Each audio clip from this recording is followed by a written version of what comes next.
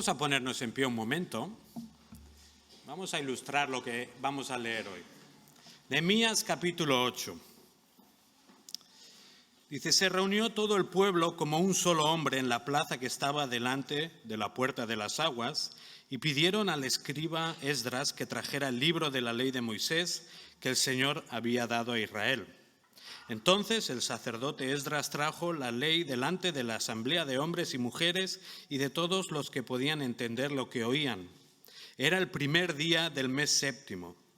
Y leyó en el libro frente a la plaza que estaba delante de la puerta de las aguas, desde el amanecer hasta el mediodía, en presencia de hombres y mujeres y de los que podían entender. Y los oídos de todo el pueblo estaban atentos al libro de la ley. El escriba Esdras estaba sobre un estrado de madera que habían hecho para esta ocasión. Junto a él, a su derecha, estaban Matatías, Sema, Anías, Urías, Hilcías y Maasías, y a su izquierda Pedaías, Misael, Malquías, Asum, Asbadaná, Zacarías y Mesulam. Y abrió Esdras el libro a la vista de todo el pueblo, pues él estaba más alto que todo el pueblo. Y cuando lo abrió, todo el pueblo se puso en pie. Entonces Esdras bendijo al Señor, el gran Dios, y todo el pueblo respondió, amén, amén, mientras alzaban las manos. Después se postraron y adoraron al Señor, rostro en tierra. También Jesúa, Bani, Serebías, Jamín, Acub, Sabetai, Odías, Maasías, Kelita, Azarías, Jozabed, Anán, Pelaías y los levitas explicaban la ley al pueblo mientras el pueblo permanecía en su lugar. Y leyeron en el libro de la ley de Dios, traduciéndolo y dándole sentido para que entendieran la lectura. Podemos sentarnos. Curioso este ejercicio, ¿verdad? Bueno, sobra la pregunta, ¿no?, que ya hemos dicho en esta mañana, ¿qué estamos celebrando hoy? ¿Qué celebra, al menos nuestra sociedad? El día de San Jordi, el día de la rosa y el libro, etcétera, etcétera. Ahora, ¿sabéis qué relación hay entre San Jordi y el libro? ¿Podéis pensar la relación por qué en San Jordi se regalan libros? Porque es una historia. Podría ser. Bueno, ¿queréis saber la respuesta? No tiene nada que ver. Una cosa no va con la otra.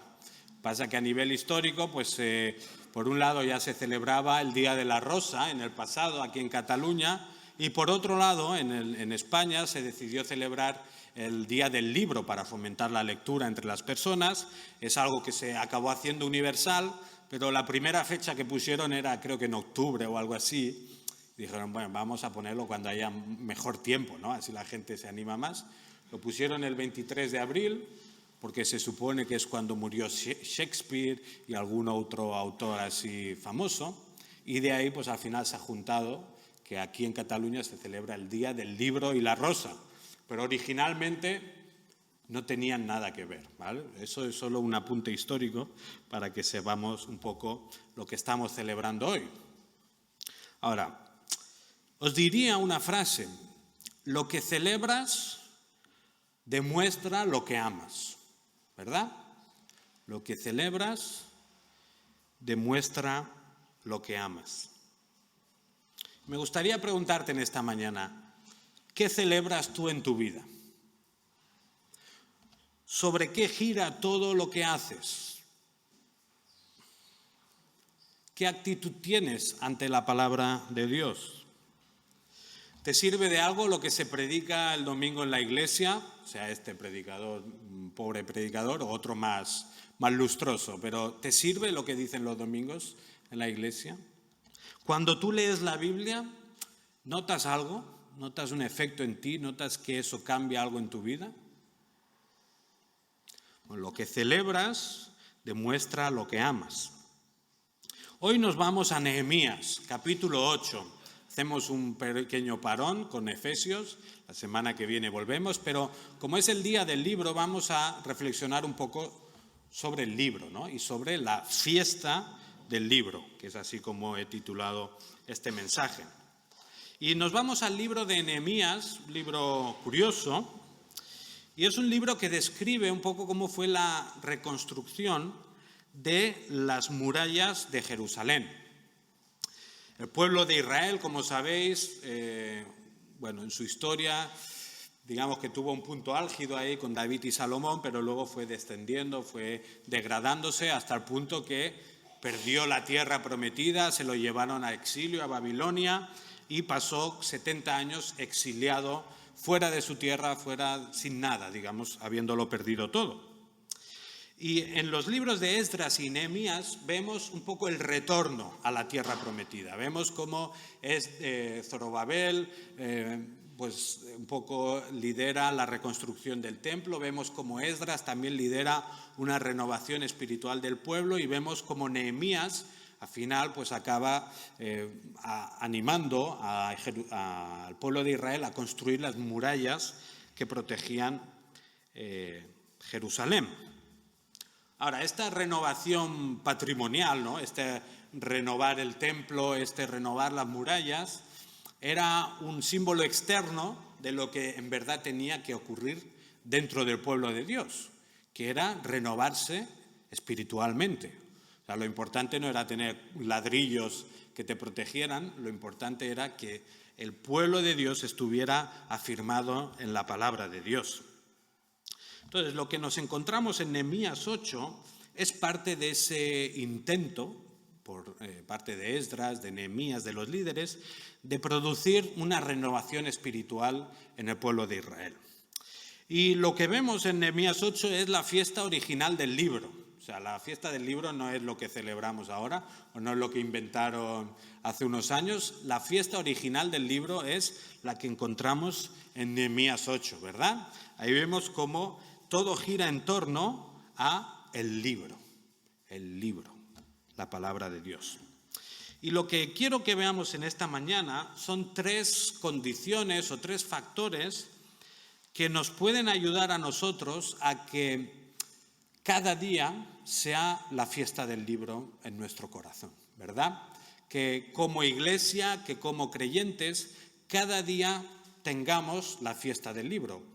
Que la fiesta del libro no sea solo el domingo, que la fiesta del libro no sea solo la reunión de jóvenes o la reunión de oración, sino que la fiesta del libro sea para nosotros cada día, que vivamos constantemente esa fiesta del libro en nuestro corazón. Y para eso vamos a fijarnos en el pueblo de Dios y vamos a ver 3 factores o 3 condiciones que marcan nuestra vida o nuestra relación con la palabra de Dios. Lo primero que vemos es la expectación o la expectativa por escuchar a Dios. Varios versículos en la primera parte de este capítulo nos muestran la expectación que tenía el pueblo de Dios por escuchar a Dios. Versículo 1 dice que se reunió todo el pueblo, ahora, hombres, mujeres, los niños seguramente también estarían por ahí. Y más adelante dice que todo el pueblo pide al escriba Esdras que trajera el libro de la ley de Moisés que el Señor había dado a Israel. O sea, es el propio pueblo, no son los líderes que dicen, vamos a hacer esto, sino que el pueblo le pide, por favor, tráenos el libro, lo necesitamos.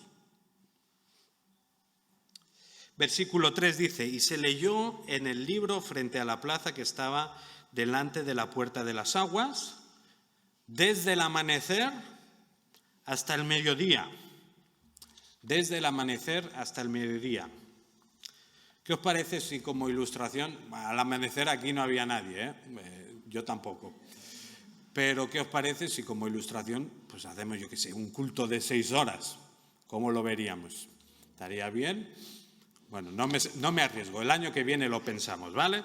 De momento vamos a hacer el culto normal, pero veis que el pueblo de Dios permaneció ahí desde el amanecer hasta el mediodía, o sea, pues contamos, 6 horas ahí escuchando la palabra de Dios. Eso nos demuestra que el deseo que tenían no era pasajero, ¿no? Bueno, léeme la Biblia un momento. No, estaban dispuestos a escuchar la palabra de Dios. Pensad también que no tenían estas sillas tan cómodas y agradables, ¿verdad? Sino que estaban ahí o sentados en rocas o sentados en el suelo. Versículo 7 dice, y los levitas explicaban la ley al pueblo mientras el pueblo permanecía en su lugar, o sea, permanecían, estaban atentos delante del que estaba leyendo la ley de Dios. No solo eso, versículo 3b nos muestra qué actitud tenía el pueblo. Dice que los oídos de todo el pueblo estaban atentos, estaban pendientes. No estaban ahí por figurar, digamos, bueno, voy a hacer como que escucho, pero voy a pensar en el fútbol o en el deporte que tuvieran en esa época, ¿no? Estaban allí y estaban atentos a lo que se decía, estaban atentos al libro de la ley. Ahora, la expectación que tenían era tan grande por escuchar las palabras de este libro que solo con que Esdras ya desplegó, no era un libro, no penséis que iban con libros así como, eran rollos, ¿vale? Enrollaban la palabra de Dios y luego lo que hacían era desenrollarla. No sé si de ahí viene la expresión de que te estoy dando el rollo, ¿no? O que me estoy enrollando, no lo sé, pero digamos, lo que hizo era Esdras abrir no un libro así, sino que desenrolló el libro de la ley y solo con hacer eso la gente ya como que él mismo, Esdras, explota, ¿no? Versículo 5 dice, y abrió Esdras el libro a la vista de todo el pueblo, pues él estaba más alto que todo el pueblo, y cuando lo abrió, todo el pueblo se puso en pie. Entonces Esdras bendijo al Señor, el gran Dios, y todo el pueblo respondió, amén, amén, mientras alzaban las manos, después se postraron y adoraron al Señor con rostro en tierra. Qué imagen, ¿eh? Yo no sé, habrían quizá 50.000 personas, aquí somos 100, contad 50.000 personas, sin micros, ahí todo un poco chapucero, pero 50.000 personas adorando a Dios por las ganas que tenían de escuchar el libro de la ley. El libro de la ley, recordad, el libro de la ley que es de Génesis a Deuteronomio, ¿verdad? Así que cuando leéis estas leyes, ¿no? Que las cortinas del templo sean así, que los sacrificios sean así, eso es lo que les estaba generando expectación. Al loro, ¿verdad? Ahora, ¿por qué tenían tanta expectación? ¿Por qué estaban tan deseosos de escuchar lo que decía ese libro? ¿Por qué estaban tan entusiasmados, ¿no? De, es que no me puedo aguantar y tengo que adorar al Señor incluso antes de escuchar lo que dice el libro. Bueno, el versículo 8 nos recuerda el porqué. Dice que leyeron en el libro de la ley, ¿de quién? De Dios. En el versículo 1 ya ha dicho que trajeron el libro de la ley de Moisés que el Señor le había dado al pueblo. O sea, lo que genera expectación y entusiasmo es que el libro que van a leer contiene las palabras de Dios. Eso es lo que motiva al pueblo, ¿no? Es lo que le genera ánimo, ilusión por escuchar. La expectación del pueblo venía porque el libro que iban a escuchar no es un libro cualquiera o una historia inventada, no es simplemente una leyenda, sino que eran las palabras que Dios había querido revelar a su pueblo. Por eso estaban tan atentos y por eso tenían tanta expectación. Hoy hay mucha gente comprando libros, ¿verdad? Aquí en la Rambla, en toda Cataluña y puede ser que en todo el mundo, hay mucha gente que está comprando libros. Ahora, sería interesante irles a preguntar antes de que lo compren y indagar un poco sobre las expectativas que tienes en cuanto al libro que van a comprar, ¿no? Oye, ¿tú qué piensas de este libro que vas a comprar? ¿Crees que es el mejor libro de la historia? Pues seguramente la gente, hombre, no, el mejor de la historia no será, estará bien, pero ya está. Bueno, ¿y qué esperas de este libro que vas a comprar? ¿Esperas que te transforme la vida por completo? Hombre, tampoco exageremos, ¿no? Quizá me entretiene un poco, quizá me hace dormir por las noches, quizá eso me sirve para desconectar, pero poca gente seguramente va con la expectativa de comprar un libro y que le cambie la vida, ¿verdad? Bueno, ¿no nos parecemos nosotros un poco a estas personas?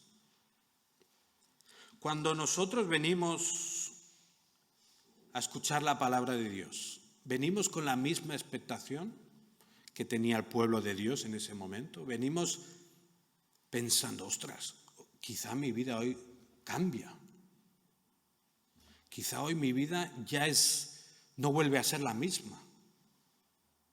Cuando venimos a escuchar la palabra de Dios, sea aquí el domingo, sea en tu casa, cuando tú la abres, por la mañana, por la tarde, es igual, el momento del día en que abres la palabra de Dios, lo haces o lo hacemos todos pensando, hey, son las palabras del Creador del universo. ¿No te genera expectación? ¿Qué me va a decir el Señor? O nos parecemos un poco pues a los que están comprando libros, ¿no? Bueno, compro un libro, voy a leer un poco a ver si me entretengo, a ver si me inspiro un poco para el día, a ver si estoy más tranquilo. ¿Cómo nos acercamos cada uno de nosotros a la palabra de Dios? Fijaos lo que dice el profeta Isaías, Isaías 66, 1 y 2. Dice, hablando el Señor, el cielo es mi trono y la tierra el estrado de mis pies. ¿Dónde pues está la casa que podríais edificarme? ¿Dónde está el lugar de mi reposo? Todo esto lo hizo mi mano, y así todas estas cosas llegaron a ser, declara el Señor. Pero miraré, al que es humilde y contrito de espíritu, y que tiembla ante mi palabra. O sea, el profeta Isaías está ahí reflexionando sobre la grandeza de Dios, un Dios que ha hecho todas las cosas, un Dios que es dueño de todo el universo, que la tierra se le hace pequeña, y Dios dice, a pesar de toda esa grandeza, dice, pero a miraré, al que es humilde y contrito de espíritu y que tiembla ante mi palabra. O sea, por muy grande que es todo lo que nos rodea y todo el universo, Dios se fija en la persona que tiembla ante su palabra, la persona que se acerca a la Biblia y dice, voy a escuchar al Señor, voy a ver qué me dice, voy a ver qué transforma hoy en mi vida. La pregunta entonces para todos nosotros esta mañana es, ¿temblamos ante la palabra de Dios? ¿Tienes expectativa de encontrarte con Dios cada vez que lees este libro? Déjame decirte con todo el cariño y el amor del mundo que si no tienes tiempo para encontrarte con tu Creador cada día, entonces hay algo que va profundamente mal en tu vida. Y con todo el respeto posible, con todo el cariño y amor, te digo que si en tu día a día no hay hueco para leer la palabra de Dios, si no esperas escuchar a Dios cuando lees la Biblia, lo que hacemos aquí el domingo es un paripé. No va a arreglar nada. Tu vida no va a cambiar. Si en tu casa, si tú solo no eres capaz de estar con Dios y de escucharle en la Biblia, entonces deja de venir porque es que esto no sirve de nada. Con todo el respeto y el amor te lo digo.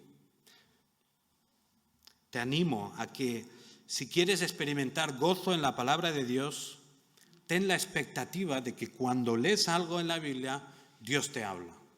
Y Dios tiene un mensaje personal para ti. Dios quiere que entiendas algo. Dios quiere transformar tu vida a través de la palabra. Así que, por favor, te ruego que no pases ni un día más sin relacionarte con Dios a través de la palabra. Sé que pues, todos tenemos muchas cosas que hacer, sé que vamos muy ocupados, pero ¿qué cosa más importante puede haber que tener relación con Dios, el que te ha creado, ¿verdad? Bueno, si seguimos avanzando en el texto, encontramos el segundo punto, donde vemos que si queremos que cada día sea la fiesta del libro en nuestra vida, es necesario también entender a Dios, es necesario entender la palabra, ¿verdad? Podemos tener la expectativa, ¿no? Dios me va a hablar en la Biblia, Dios me va a hablar cuando lea o cuando escuche un mensaje, pero si luego no entendemos lo que nos está diciendo, no sirve de nada, ¿verdad? Mirad lo que dice el versículo 9, en Nehemías 8. Dice, entonces Nehemías, que era el gobernador, y Esdras, el sacerdote y escriba, y los levitas que enseñaban al pueblo, dijeron a todo el pueblo: este día es santo para el Señor vuestro Dios. No os entristezcáis ni lloréis, porque todo el pueblo lloraba al oír las palabras de la ley. ¿Qué estaba pasando en ese momento? Bueno, pues que al leer la ley de Dios, al leer lo que Dios había revelado a su pueblo, el pueblo se da cuenta de lo lejos que ha estado de Dios. El pueblo se da cuenta de lo rebeldes que han sido. El pueblo se da cuenta que han ignorado a Dios por siglos y siglos y que han vivido su vida a su bola y que no han hecho caso a la palabra de Dios. En cierta manera se están dando cuenta de lo lamentables que han sido ellos mismos y toda la historia de su nación. Y en cierto sentido tenían toda la razón del mundo en llorar, ¿verdad?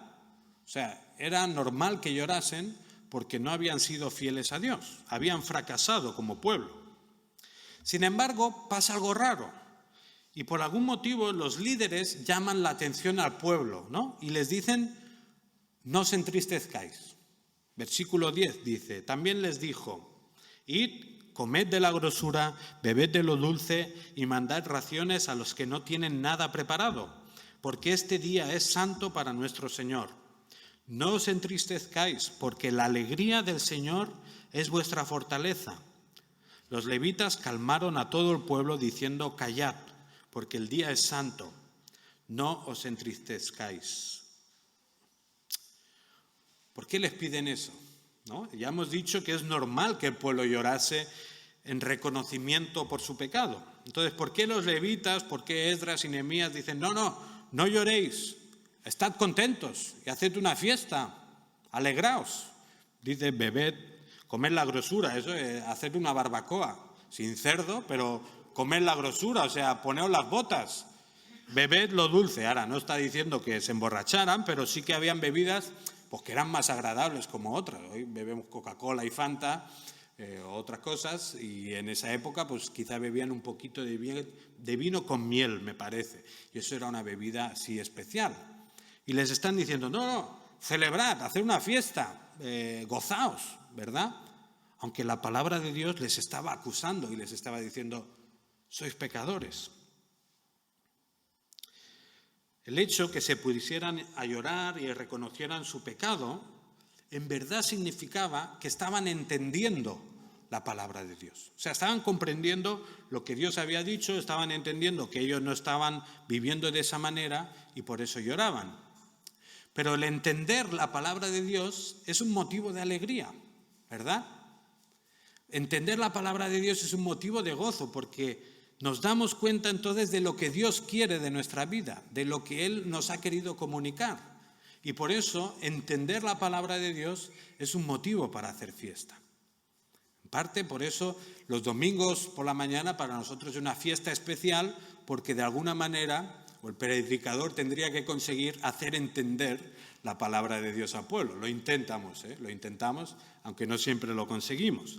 Pero entender la palabra de Dios siempre es motivo de alegría.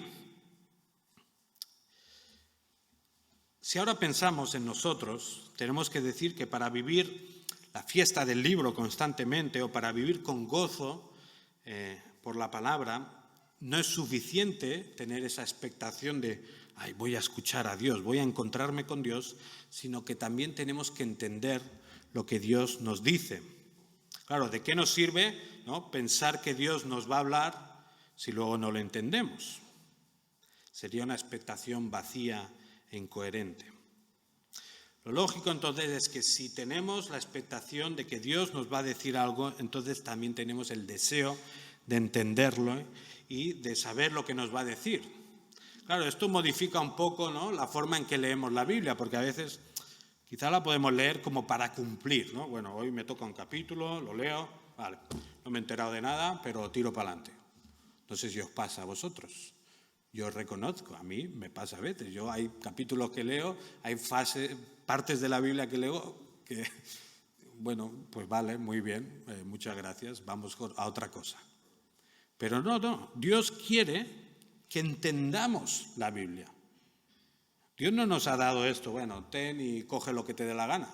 No, Dios se ha revelado a su pueblo con la intención de que le conozcamos y que entendamos bien qué es lo que nos dice en su palabra. Claro, hay cosas que nos dice la palabra que no son muy agradables para nosotros, ¿verdad? Porque la palabra de Dios, como hizo aquí con el pueblo, nos acusa.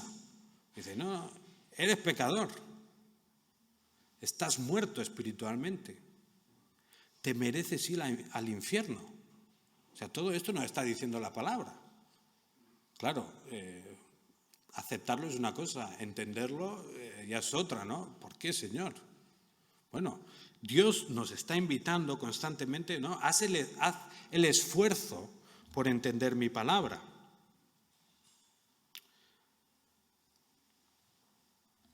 Ahora, es curioso ver que cuando entendemos la palabra y en cierta manera también lloramos, ¿no? Porque nos damos cuenta de que somos pecadores, que estamos separados de Dios, de alguna manera ese lloro y esa tristeza nos tienen que llevar a tener esperanza. Pablo, como sabéis, tuvo que escribir a una iglesia un pelín complicada y conflictiva. ¿Sabéis qué iglesia era? Los Corintios. No vamos a explicar todo lo que hacían, pero era una iglesia difícil, ¿vale? Por decirlo de alguna manera. Y Pablo les escribe una carta un poco poniéndolos firmes, ¿vale? Diciendo esto es así, esto no se hace, esto sí se hace. Pero una carta un poco dura, ¿no? Con palabras fuertes.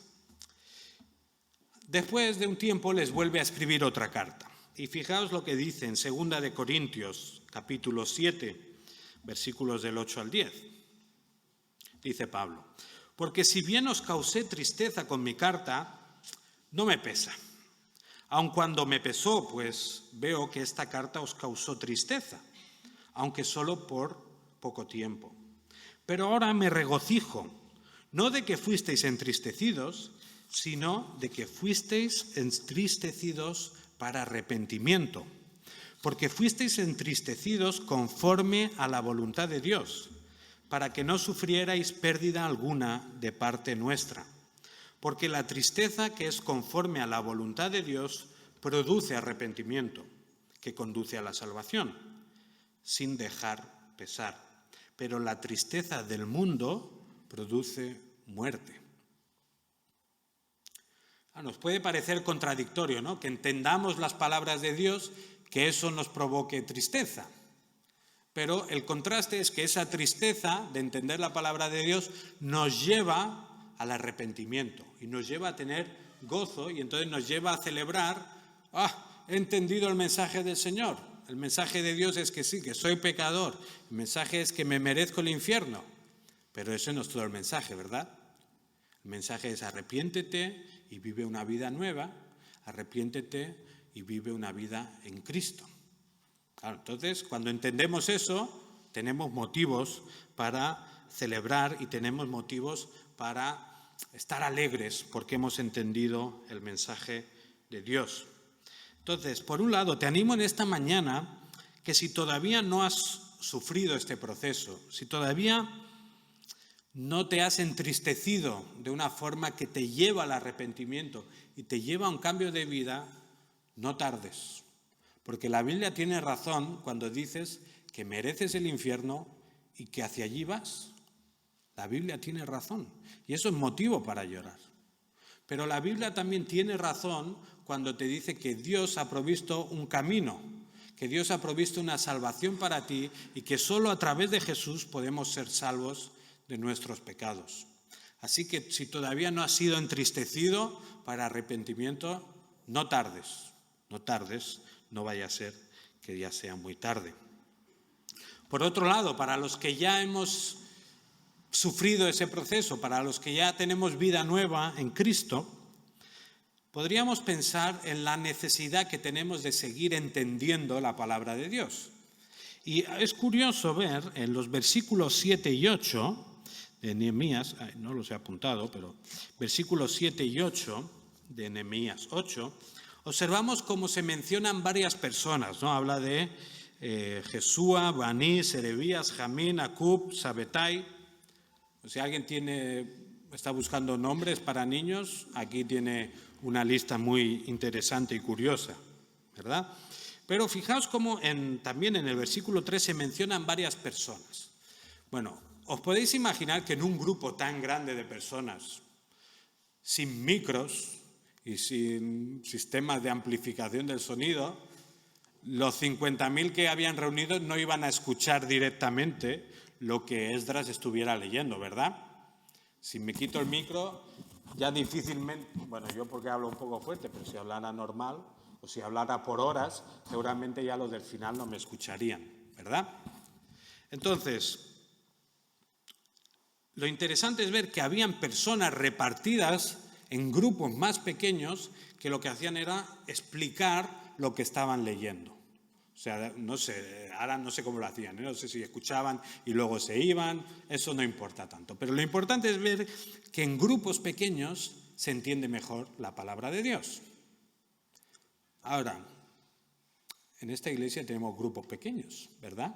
Vale que no seamos 50.000 de momento, hay que esperar al año que viene a ver cuántos somos, pero tenemos grupos pequeños, tenemos grupos y células donde nos reunimos, ¿para qué? Para entender mejor la palabra de Dios.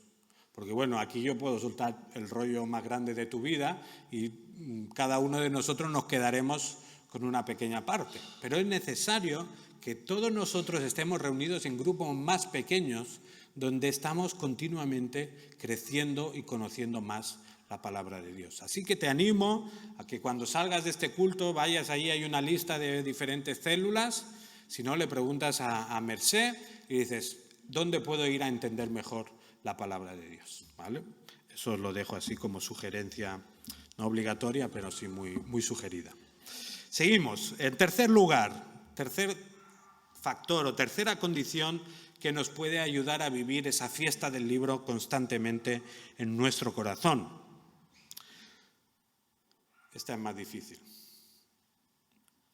La tercera condición es tener un compromiso para obedecer la palabra de Dios. Claro, está muy bien, ¿no? Tener esa expectativa de, ay, Dios me va a hablar en la palabra, lo voy a entender, Él me va a transformar la vida. Está muy bien entender, este versículo quiere decir esta cosa, este versículo me está diciendo que haga tal cosa. Pero si no hay el tercer paso de, pues si me ha dicho esto, voy a obedecer, voy a cumplir lo que me está diciendo Dios. Si no llegamos a ese compromiso, entonces ¿de qué nos sirve todo lo demás? Todo lo demás nos sirve para mal, porque nos está condenando aún de una forma más grande, ¿verdad? Cuanto más sabes, peor es la condena, digamos. Entonces, cuanto más aumentamos en entendimiento y en conocimiento, más responsabilidad tenemos sobre lo que hacemos. Mirad el versículo 13. Vemos cómo el pueblo de Israel está escuchando la palabra de Dios y aquí vemos cómo responden. Al segundo día, los jefes de casas paternas de todo el pueblo, los sacerdotes y los levitas, se reunieron junto al escriba Esdras para entender las palabras de la ley. Fijaos, un grupo pequeño, solo lo digo. Versículo 14. Y encontraron escrito en la ley que el Señor había mandado, por medio de Moisés, que los hijos de Israel habitaran en tabernáculos durante la fiesta del mes séptimo. Y ellos proclamaron y circularon pregón en todas sus ciudades y en Jerusalén, diciendo, salid al monte y traed ramas de olivo silvestre, ramas de mirto, ramas de palmera y ramas de otros árboles frondosos para hacer tabernáculos, como está escrito. El pueblo salió y las trajeron e hicieron tabernáculos para sí, cada uno en su terrado, en sus patios, en los patios de la casa de Dios, en la plaza de la puerta de las aguas y en la plaza de la puerta de Efraín. Al principio del capítulo, en el versículo 2, se nos decía que esta fiesta del libro se estaba celebrando el día 1 del mes séptimo del calendario judío. No es el mismo que el nuestro. Y cuando se ponen a leer la palabra de Dios, se dan cuenta de que, ostras, Dios dice que en el mes séptimo tenemos que celebrar la fiesta de los tabernáculos. Y ya están en el mes séptimo. Ahora, ¿cómo responden? Ostras, pues esto para el año que viene hay que tenerlo en cuenta, que no se nos vuelva a pasar que en el mes séptimo hay que celebrar la fiesta de los tabernáculos. Este año ya no nos da tiempo, porque claro, yo ya no he planeado, no he cogido vacaciones, etcétera, etcétera. No responden así. La Biblia dice, en el mes séptimo hay que hacer esto, ¿y qué hacen ellos? A buscar ramas, a buscar esto, a buscar lo otro. Venga, vamos a celebrar la fiesta de los tabernáculos. La respuesta no tardó, la respuesta no se pospuso, ¿verdad? Sino que enseguida obedecieron a la palabra de Dios. Ahora, qué buen ejemplo, ¿verdad? Para nosotros. No sé a ti qué te pasa, pero muchas veces cuando yo leo la Biblia y veo algo que dice, ay, esto me está diciendo el Señor que cambie, pues el lunes empiezo. ¿No pasa? O el mes que viene me pongo con esto. O el año que viene ya estudiaré esto. O de aquí 5 años ya perdonaré a tal persona. ¿No pasa que tendemos a, bueno, un lunes no sé por qué, los lunes es más fácil empezar las cosas? En cambio aquí vemos que no, que tal cual se dan cuenta de lo que tienen que hacer, entonces empieza la obediencia. No se pospone para más adelante y ya, bueno, ya cuando me vaya bien, ¿sabes qué pasa? Que ahora soy muy joven, estoy muy liado, tengo que estudiar mucho, entonces ahora no me va bien obedecerte, Señor. Pero, oye, ya cuando llegue ahí ya te obedeceré, ¿no? Quizá estamos tentados también a pedir ciertos... bueno, esto lo diré luego, ahora lo diré. Fijaos entonces, ¿no? Que la obediencia a Dios entonces es como instantánea. Pero también observamos que es necesario que la obediencia sea constante. O sea, no, un día que hago caso y ya el resto pues ya me olvido, ¿no? El versículo 17 dice, toda la asamblea de los que se habían regresado de la cautividad hicieron tabernáculos y habitaron en ellos. Los hijos de Israel ciertamente no habían hecho de esta manera desde los días de Josué, hijo de Nun, hasta aquel día. Y hubo gran regocijo y leyó Esdras del libro de la ley de Dios cada día, desde el primer día hasta el último día. Celebraron la fiesta 7 días y al 8º día hubo una asamblea solemne según lo establecido. En este caso el texto nos recuerda que la fiesta de los tabernáculos no la habían celebrado en siglos, desde la época de Josué. Nada más salir de Israel, la celebran, ¿no? Porque estaban celebrando un poco como el Señor les había sostenido por el desierto, y ya luego como que, bueno, se olvidan, y siglos y siglos y siglos después la vuelven a celebrar. ¿Esto es obediencia al Señor?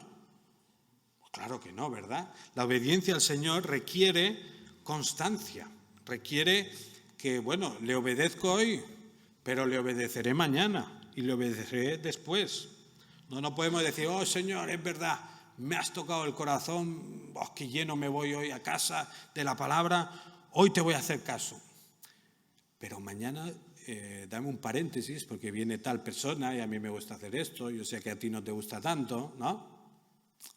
Ay, Señor, es verdad, es que tienes razón, yo me comprometo contigo, te quiero obedecer, quiero vivir para ti. Pero esta noche que viene mi novia a casa, dame un paréntesis, dame un break. Ya mañana te volveré a obedecer, pero esta noche no. ¿Eso es obediencia a Dios? No, claro, ¿no? La obediencia a Dios no solo tiene que ser instantánea, sino que requiere constancia. Es una lucha de un día, de otro día, de otro día. Entonces, si queremos vivir esa fiesta del libro en nuestro corazón, si queremos que sea algo permanente, es necesario entonces tener un compromiso radical y constante con obedecer a Dios. Hemos visto entonces ya las 3 condiciones que son necesarias para que el pueblo de Dios, para que cada uno de nosotros pueda vivir esa fiesta del libro constante, esa fiesta del libro diaria, ¿no? Y hemos dicho, la primera que era, expectación, ¿verdad? Expectación de voy a escuchar a Dios. La segunda condición, ¿cuál era? Entender la palabra de Dios. Necesitamos entenderla. Y la tercera condición, ¿cuál es? Obedecer, ¿verdad? Comprometernos a obedecer la palabra de Dios. Si tenemos entonces estas 3 condiciones, pues digamos que no solo el 23 de abril, sino que cada día será la fiesta del libro en nuestro corazón y en nuestra vida. Ahora, esto es lo que experimentó el pueblo de Israel en Nehemías capítulo 8 y sin duda es un gran ejemplo para todos nosotros. Y quizá podría acabar aquí la predicación, ¿verdad? Se ha entendido todo perfectamente y si no, pues algo se ha entendido, nos vamos a casa. Pero tampoco os quiero engañar. Si tú sigues leyendo el libro de Nehemías, ¿qué pasa al final del libro? Otra vez, vuelve la desobediencia, empiezan a usar el templo como un almacén. No me refiero a que esta iglesia se use como un almacén, pero uno le había reservado, oye, tú guarda aquí tus cosas, no pasa nada, esto no tiene importancia. Luego el pueblo estaba desobedeciendo otra vez la ley de Dios, estaban pues el día del sábado, en vez de guardarlo y de reposar, no, vamos a trabajar más, vamos a vender, vamos a poner en las murallas estas tan bonitas que hemos construido, vamos a montar ahí tiendas y así podemos hacer más y más. 3, 4 capítulos después de esta gran fiesta del libro, ¿el pueblo qué? El pueblo vuelve a caer en la desobediencia. Y si vamos viendo la historia de Israel, lo que vamos viendo es que otra vez, quizás no caen en la idolatría tan bestia que tenían antes, pero el pueblo de Israel otra vez vuelve a caer, se sigue desintegrando y pierde pues su propósito, ya no cumple lo que Dios quería con él. ¿Cómo puede ser? O sea, si esto le pasaba al pueblo de Israel, ¿qué esperanza tenemos tú y yo, ¿no? De que así, la fiesta del libro en mi corazón, esto va a transformar mi vida. ¿Por qué no desanimarnos? ¿No? Pues, sí, me voy a esforzar un día en cumplir la ley de Dios, o sea, me voy a esforzar por obedecer a Dios, pero yo sé que a los 2, 3 días voy a caer otra vez. ¿Estamos en la misma posición que el pueblo de Israel, nosotros? Hay una diferencia importante, porque sí que son un buen ejemplo, y todo lo que está escrito en el Antiguo Testamento es un ejemplo también para nosotros. Ahora, nosotros no estamos en la misma posición que ellos. Y Dios había hecho una promesa al pueblo de Dios en cuanto a cómo iban a ser capaces de poder obedecerle. Fijaos la promesa que leemos en Jeremías 31, versículos del 31 al 34. Esta promesa estaba de antes, de Nehemías, o sea, Dios ya había prometido antes del exilio lo que vamos a leer ahora. Dice, he aquí vienen días, declara el Señor, en que haré con la casa de Israel y con la casa de Judá un nuevo pacto. No como el pacto que hice con sus padres el día que los tomé de la mano para sacarlos de la tierra de Egipto, mi pacto que ellos rompieron, aunque fui un esposo para ellos, declara el Señor. Porque este es el pacto que haré con la casa de Israel después de aquellos días, declara el Señor. Pondré mi ley dentro de ellos y sobre sus corazones la escribiré. Y yo seré su Dios y ellos serán mi pueblo. Y no tendrán que enseñar más a cada uno a su prójimo y cada cual a su hermano diciendo, conoce al Señor, porque todos me conocerán desde el más pequeño de ellos hasta el más grande, declara el Señor. Pues perdonaré su maldad y no recordaré más su pecado. Claro, cuando estuvieron viviendo la situación en Nehemías 8, quizá pensaban, con esa fiesta del libro tan grande, quizá pensaban que ya Dios estaba cumpliendo esa promesa, ¿no? De, Dios está escribiendo la ley en nuestros corazones para que la sigamos. Dios está haciendo algo dentro de nosotros para que seamos capaces de obedecerle. Pero lo que vemos meses, años después es que no era eso. O sea, por mucho que se habían fijado en la palabra de Dios y de alguna manera habían intentado obedecerla, luego vemos que no fueron capaces de mantener esa obediencia. Entonces, la promesa de Jeremías 31 todavía no se había cumplido, ¿verdad? ¿Cuándo se cumple la promesa de Jeremías 31? ¿Cuándo creéis que empieza a cumplirse de alguna manera? Faltaba una pieza del puzzle. El antiguo pacto, os he dicho antes, todo este jolgorio y esta fiesta del libro grande era porque tenían, a ver si soy capaz de acertar, más o menos tenían esta parte de la Biblia. Esto es lo que leyeron y celebraron. O incluso menos, quizás solo estaban leyendo Deuteronomio, que sería una parte así pequeña. Esto es lo que tenían. Mirad todo lo que tenemos nosotros, ¿verdad? Claro, el pacto que Dios había establecido con el pueblo cuando los sacó de Egipto fue, bueno, vosotros haced esto y os irá bien. Cumplid la ley y os irá bien, yo os bendeciré y os daré la tierra prometida, seréis felices, etcétera, etcétera. Ese era el antiguo pacto. Claro, esa motivación, ¿no? De si yo hago esto, recibiré esto, puede funcionar, ¿qué? Temporalmente, ¿no? No sé, los que tenéis niños, si habéis motivado, haz esto y te daré esto. ¿Hasta cuándo funciona esa motivación? Hasta que les da el chupa chup y ya se quedan tranquilos. Pero luego, ¿qué? ¿La obediencia sigue igual? No sigue igual, ¿no? ¿Qué hace falta? Un cambio interno, algo que nos transforme por dentro. Y eso es lo que pasaba con el antiguo pacto. El antiguo pacto, el pacto con Moisés, no era capaz de transformar a nadie internamente. El antiguo pacto, de alguna manera, solo te señalaba de necesitas algo más, necesitas una transformación interior. Tú solo no vas a poder cumplir con la ley de Dios. Y lo que dice Jeremías entonces, o lo que Dios dice a través de Jeremías es, yo haré un nuevo pacto. Haré un nuevo pacto. Y en ese nuevo pacto que Dios promete, Dios dice, escribiré la ley en vuestro corazón. De alguna manera Dios nos transforma interiormente en este nuevo pacto, ¿verdad? Dios nos coge, nos transforma y dice, ahora ya puedes cumplir con la ley de Dios.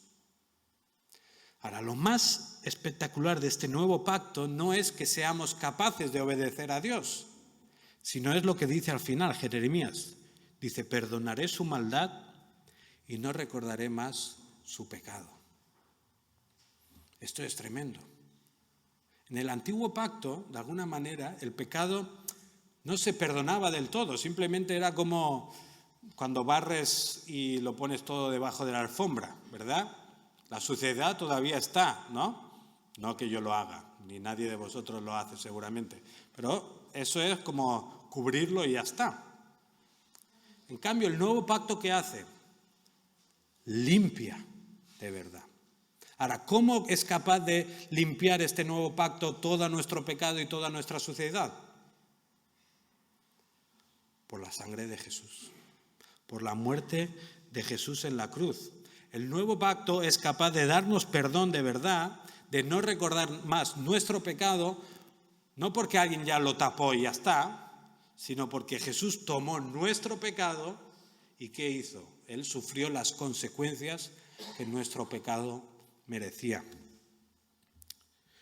Hoy se celebra también San Jordi, ¿verdad? ¿Y sabéis la historia de San Jordi? Bueno, quizá no la voy a explicar toda, pero ¿qué había? Había un pueblo que tenía un problema porque había un dragón, ¿verdad? Había un ser malo que tenía mucha hambre, iba destruyendo y le iban dando pues el ganado, le iban dando todo lo que tenía y el dragón se lo iba comiendo, ¿verdad? Pero ¿qué pasa? Se quedan al final sin animales, se quedan sin nada y ¿qué dicen? Bueno, pues tienen que empezar a morir personas. Y por sorteo iban haciendo y ahora pues hoy te toca a ti a morir. Hoy te toca a ti a morir. Hasta que llega un día y le toca a la hija del rey, ¿verdad? A la princesa. Y, ¡ay, la princesa! ¿Cómo se va a morir la princesa? ¿Ah? Es lo que ha tocado. Entonces la princesa va de camino al dragón, el dragón se la va a comer, pero ¿qué pasa? Aparece el valiente San Jorge, ¿no? San Jordi. ¿Y qué hace? Se carga al dragón, lo mata y salva a la princesa.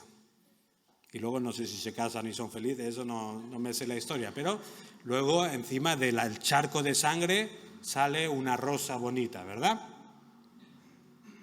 ¿No suena esta historia un poco? ¿No tenemos los humanos una especie de dragón que nos come y nos mata?